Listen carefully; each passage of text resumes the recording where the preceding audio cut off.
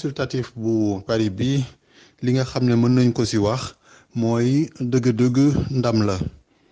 ndam la pour Sénégal ndaxte comme ni ñu ko déggandoo ñun ñëpp li nga xam ne moo fa génn comme décision mooy fas yéene nañu accordel Sénégal ay financement yu xam ne montant yi yéeg na ba toll ci 7 356 milliards muy maanaam 14,7 milliards de dollars loolu mooy li nga xam ne moom le groupe consultatif bu Paris 2019 bi génne waaw li nga xam ne nag moom daf ma def ay ree du ay xaalis boo xam ne dañ koy dugalaat ci ay valise ñibbeeg moom kooku mun naa ne yëfi tukulóor la wala yëfi séeréer te du demee noonu li ci am mooy xaalis yooyu ay dige la li tubaab naan engagement le partenaire financier yi jël ni ne engagé wu nañu pour gunge Sénégal ci ñeent fukki at yi di ñëw ak juróom yi di ñëw pour mun koo jàppale ci loolu ci at yi di ñëw plutôt lañ koy engagé wu pour jàppale ko à hauteur de cette somme là li nga xam ne moo ci gën a am solo mooy engagement de financement yooyu la promesse yi dafay am li ñu tuddee un différé maanaam buñ la ko lebale da ngay toog fukki at balaa nga koy commencer fay moo tax ñu war a jàpp ni bu ñu nee victoire la pour Sénégal laaj na aussi attention pour sénégalais yépp bàyyi ci xel parce que remboursement bi du président actuel moo ko nar a def remboursement bi mun nañu ne président bii nar a ñëw ci ginnaawam bu fekkente ne moom dañ ko falaat buñ ko falaatoon bu defee 5 ans itam du tax mu commencer di rembourser bor bi ñu ngi koy commencer fay à partir de 10 ans ci ginnaaw à partir de 10 ans ci ginnaaw bu ñu ko utiliser kon gis nga ne bor bi du président actuel moo ko nar a fay kooku lu leer la donte ne moo ko uti woon am ko moo tax itam ci utilisation bi ñu war ci bàyyi xel naka la ñuy jëriñoo boobule xaalis dafa am ay secteurs d'activité ay domaines d'activité yoo xam ne moom la bailleurs yi ciblé moom la ñu financé lu demee ni wàllu mbay mi ak aussi yeneen activités yi nga xamante ne yu demee ni pêche bi ak yooyu ci la bokk kon ñu gis ni secteur la yoo xamante ni yenn ci ñoom ñu ngi doon sooxe financement bi dina mën a permettre ñu mën leen a suqali li nga xam ne moom mooy précaution bi ñu war a jël mooy yii koppar ñu bañ ko dugal ci li nga xam ne sànk ko ci li nga xam ne mooy absorber environ 40% téeméer boo jël ñeent fukk ya dafay dugg ci wàllu ger 40% des financements yi nga xam ne dañ koy am muy war a financer sunuy activité day nax saay dugg ci ay problème mu corruption nag ci àddina bi yépp la am boo jëlee par exemple réew mu demee ni Chine ku ne xam na ne ay décennies ci ginnaaw Chine yeggul woon fi mu yegg ay effort yu mag a mag ñoo ko may mu yegg fii tey jii niveau de corruption ñu ngi ko estimé à peu près 13% maanaam téeméer boo jël fukki poñ ak ñett mooy réer wala mu sànku ci ay commission wala corruption kon nga gis ne gap bi rëy na trop 27% de différence entre ñun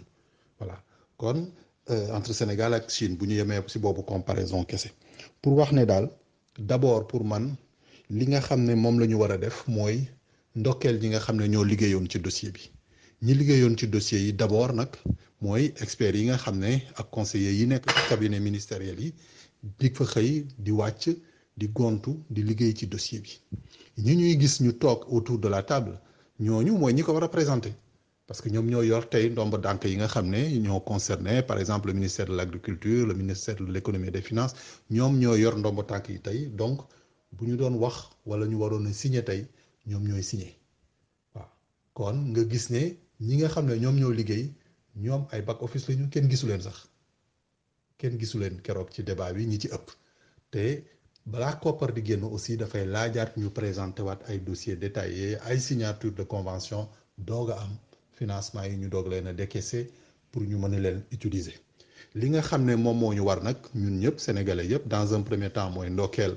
ñi nga xam ne ñoo liggéey ci dossier bi à commencer par nos diplomates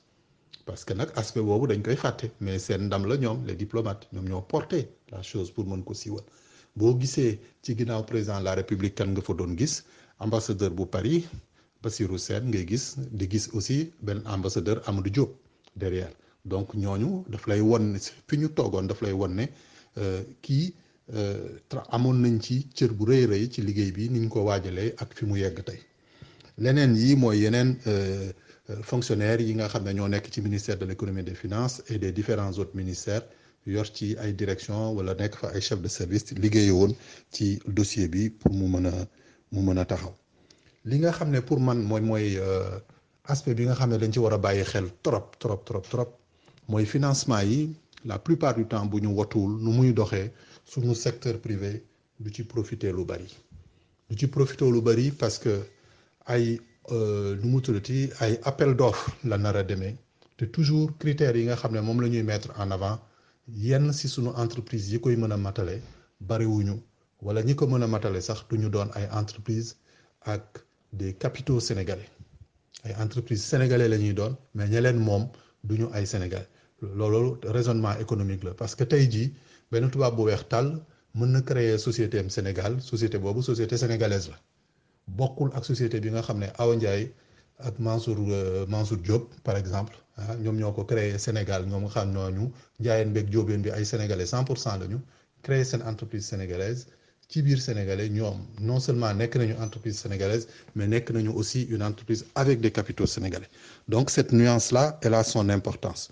kon li nga xam ne c'est à éviter et les efforts à faire c'est que l'État dans les conditionnalités pour l'accès au marché dafa war dans l'avenir ñu commencer di poser ay conditions par exemple un pourcentage de part dans ces financements qui soit réservé au secteur privé sénégalais puisque amaguñu doole bu ñu leen protéger wul du ñu mës a mën a dem en clair pour les appels d'offres dañu waroon a wax ne kuy compétir dañ la waroon a poser waleel boobu condition kuy compétir da ngay ànd avec une entreprise du secteur privé sénégalaise pour par exemple un pourcentage bu toll ci 25 wala 30% boo xamante ne bi obligation lay nekk képp ku gagné marché am nga obligation sous-traiter ou en tout cas confier à une entreprise sénégalaise buy évoluer dans ce domaine-là lu mu gàtt-gàtt 25 à 33% du marché bi nga am minimum mu nekk une contrainte loolu bu ñu ko defee dina tax sunu entreprise yi à partir du moment où exécuté nañu benn ak seen benn partenaire bu ñu defal benn joint venture bu ñu defee benn yoon yii yoon di ñëw si ginnaaw dinañu mën a prétendre ne mën nañ ko à ce moment-là parce que dinañu mën a présenter benn exécution bu ñu mës a def mu aboutir donc kooku sunu administration ñoo war a jël seeni disposition pour que à l'avenir ñu fexee bala ñoo signéeti benn convention wala benn traité bu ñuy jox ay financement ñu sóoraale aspect boobu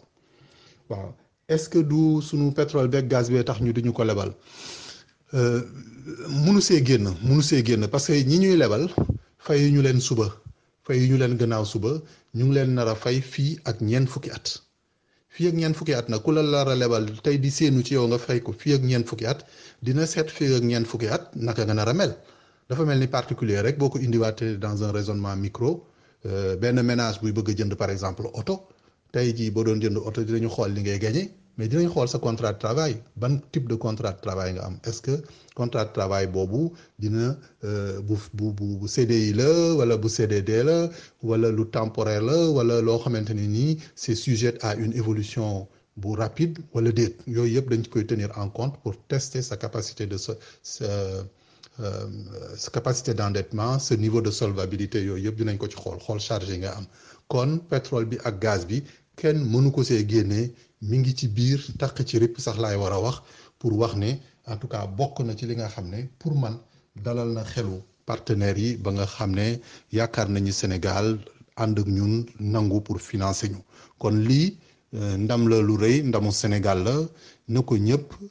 na ci ñëpp kontaan wala na ñëpp itam mobiliser bàyyi ci xel pour ñu bañ a jël xaalis bi caxat-caxatee ko dugal ko ci yoo xamante ni bi loolu taxu ko woon a jóg maanaam ñu fexe ba mu lépp bañ a seey ci ay guerre ak ay neexalaate ak ñu jox la marché te doo ko exécuter voilà li nga xam ne moom la ñu mënoon a wax par rapport au groupe de Paris bu 2019 bi performance bi pour man d'abord diplomatique la et puis experts yi nga xam ne ñoo nekk ci biir cabinet ministériel yi liggéey bi ñu ci def ministres yi ñoom seen cër la ñoom ñoo yore ndombo tànk yi ñoom ñooy teew autour de la table mais boo ko xoolee ba ci biir liggéey yi bu dee fukki page la seen contribution souvent néew na ci trop bu dee sax am na quelquefois. À très bientôt ñu déggantewaat ci beneen sujet. Au revoir.